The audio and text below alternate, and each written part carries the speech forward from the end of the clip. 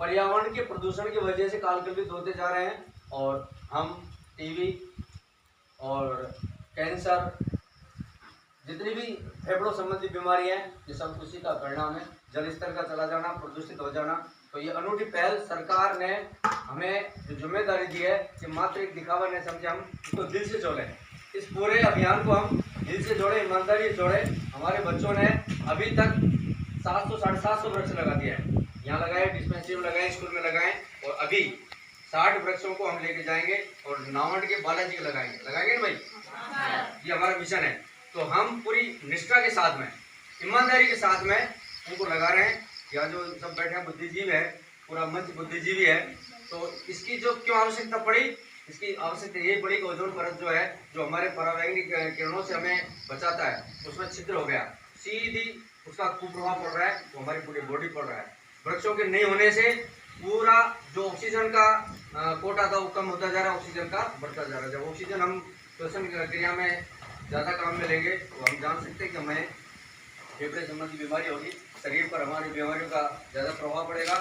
इसलिए अभी प्रति दिवस पर पूरे देशों की मीटिंग हुई है, WHO ने पूरे ने मीटिंग करवाई और आने वाली भयावह स्थितियों को वैज्ञानिकों ने उन नेताओं से कहा, राष्ट्राध्यक्षों से कहा, भाई अगर आज नहीं सुधरे तो कब हम इस नई पीढ़ी के संदेश देख जाएंगे। तो ये न केवल राजस्थान का या भारत का नहीं मुद्दा, समूचे पूरे विश्व का मुद्दा है। वो तो चारों तरफ प्रदूषण हो रहा है, चारों तरफ हो रहा है। जो स्थिति भारत की है वो अन्य देशों की भी है। अनाधुंध धुआं निकलता जा रहा है, वाहनों की वजह से, फैक्ट्रियों की वजह से जल प्रदूषित होता जा रहा है, पूरी हवा प्रदूषित होती जा रही है। तो आज अगर हम नहीं सुधरे और आज हमने पहल नहीं करी, आने वाली पीढ़ी हमें माफ नहीं करेगी। आपने क्या किया, ये हमसे क्वेश्चन करेगी कि आपने हमारे लिए क्या किया। अगर ये बुजुर्ग नहीं होते और ये बुजुर्ग ये सोचते कि हमें क्या लेना देना इस आगे वाली पीढ़ी से, तो आज ये वृक्ष देख रहे हैं हम, ये उनकी मेहनत का प्रतिफल है। जो आज बड़े पीपल आज हजारों साल पुराने हैं, उन्होंने सोचकर ये तो वो वृक्ष हमारे लिए दिए, अब हम आने वाली पीढ़ी को अगर ट्रांसफर नहीं करेंगे तो ये बहुत बड़ी जाति होगी। तो भाइयों, इस मिशन को केवल सरकारी तंत्र के हिसाब से या हमारे सरपंच साहब के उसके हिसाब से न लें, इसको दिल से जोड़ें, ईमानदारी के साथ जोड़ें। ये बच्चों के भविष्य का बहुत बड़ा प्रश्न है, ये समझ लो, हमें समझना चाहिए। अगर नहीं समझे तो पानी की समस्या, बीमारियों की समस्या, अन्य समस्या हमारे सामने आएगी, आज नहीं तो कल आएगी। इसलिए समझ जाएं, सतर्क हो जाएं। वृक्षारोपण एक पुण्य का काम है, धार्मिक आधार से भी इसका पुण्य काम है। आज हमारे धर्म में, हमारी संस्कृति में वृक्षों को देव स्वरूप माना गया है। इसीलिए माना गया है कि वो हमें क्या देते हैं। उनका अगर कैलकुलेशन किया जाए तो वो जो जितना हम देते हैं ना, हम तो कुछ भी नहीं दे रहे उनके बदले। हम एक लोटा पानी में डालकर उनको नहीं सींच सकते हैं, और वो हमें कितने अमूल्य ऑक्सीजन दे रहे हैं, जो हमारे जीवन के लिए प्राणवायु, जो हमें जीवित रखती है। और इसीलिए संस्कृति में उनको, वृक्षों को देवताओं का रूप दिया गया है, उन्हें देवतुल्य माना गया है। इसीलिए भारत उन विभिन्न संस्कृतियों वाला होते हुए भी हम उनको, नदियों को माता के रूप में पूजते हैं, वृक्षों को देवों के रूप में पूजते हैं, अग्नि को देव के रूप में पूजते हैं, धरती को देवते के रूप में पूजते हैं, आकाश को देवता के रूप में पूजते हैं। इसीलिए कि हम एक धार्मिक आदमी है। अगर इन चीज़ों को हमने धार्मिकता से जोड़ दिया तो लोगों का उन पर सीधा फोकस जाएगा, और लोग धर्म के द्वारा भी और विज्ञान के द्वारा भी उन चीज़ों को करने में निपुण रहेंगे, करने की मंशा रखेंगे। आइए, ये बहुत बड़ा मिशन है, इसको बिल्कुल हल्के में ले लें। मेरा निवेदन है आपसे, अगर हमने नहीं किया तो आने वाली पीढ़ी हमें माफ नहीं करेगी, पक्की बात है।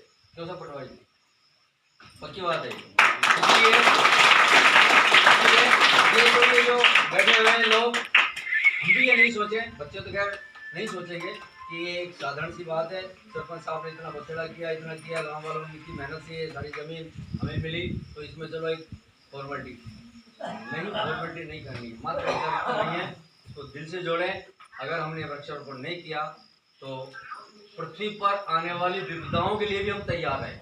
आप देख रहे हैं कि जहाँ पर कहीं पर बहुत ज़्यादा बाढ़ आ रही है, कहीं पर सूखा हो रहा है, उसके पीछे यही कारण है कि वृक्ष बिल्कुल खत्म होते जा रहे हैं। हम हमारी आवश्यकताओं के लिए इतने वृक्षों का दोहन कर रहे हैं, काट रहे हैं, जितने काट रहे हैं उसकी तुलना में, उसके अनुपात में हम इतने लगा ही नहीं पा रहे हैं। वृक्षों का कितना दोहन हो रहा है, फर्नीचर के लिए, कागज़ के लिए, अन्य कामों के लिए, हम लगा कितने रहे हैं, कुछ नहीं रहे। काम तो बहुत ज़्यादा ले रहे हैं, लेकिन उसके प्रतिफल में हम कुछ भी नहीं कर रहे हैं। तो एक वृक्षारोपण एक महान काम है, पुण्य का काम है, धर्म का काम है, ईश्वरीय काम है। उसको पूरी निष्ठा के साथ लें। अगर हम आज नहीं करेंगे तो कल हमारे लिए, फिर हम चुनौतियों के लिए, बीमारियों के लिए, आने वाली विपदाओं के लिए तैयार है। ऐसी उम्मीद है कि हम जिन वृक्षों को लगाएंगे उसको लगाकर अपने हाथ में भी नहीं छोड़ेंगे। ये भी बहुत बड़ी बात है। लगाना एक अलग बात है, लेकिन जब तक जैसे माँ उस बच्चे को पाल पाल कर बड़ी करती है तो पेड़ भी उस बच्चे के समान ही है। उसी तरह उस बच्चे रूपी पौधे को भी हमें संभालना है, उसे बचाना है बकरियों से, पशुओं से, अन्य हवाओं से।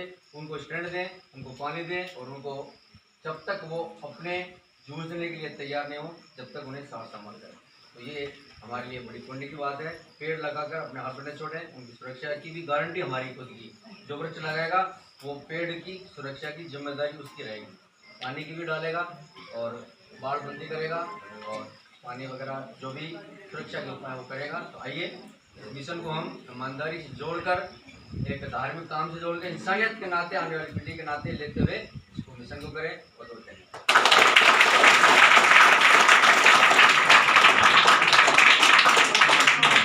मिशन में आपको पता है कि इस मिशन का नाम दिया है एक वृक्ष माँ के नाम, एक वृक्ष देश के नाम। तो ये मिशन है और इसका नारा दिया गया है। तो आप बोलोगे माँ के नाम, फिर दोबारा बोलेंगे एक पेड़ देश के नाम। नारा जोर से, आप जोर से बोलेंगे ताकि पता चले, पहाड़ों की तलेटियों में जाकर गूंजे कहाँ कि वहाँ पर वृक्षारोपण का कार्यक्रम हो रहा है। ग्राम पंचायत देवाली के अनुरोध स्थल इन बच्चों के द्वारा। एक पेड़ माँ के नाम, एक पेड़ देश के नाम, एक पेड़ माँ के नाम।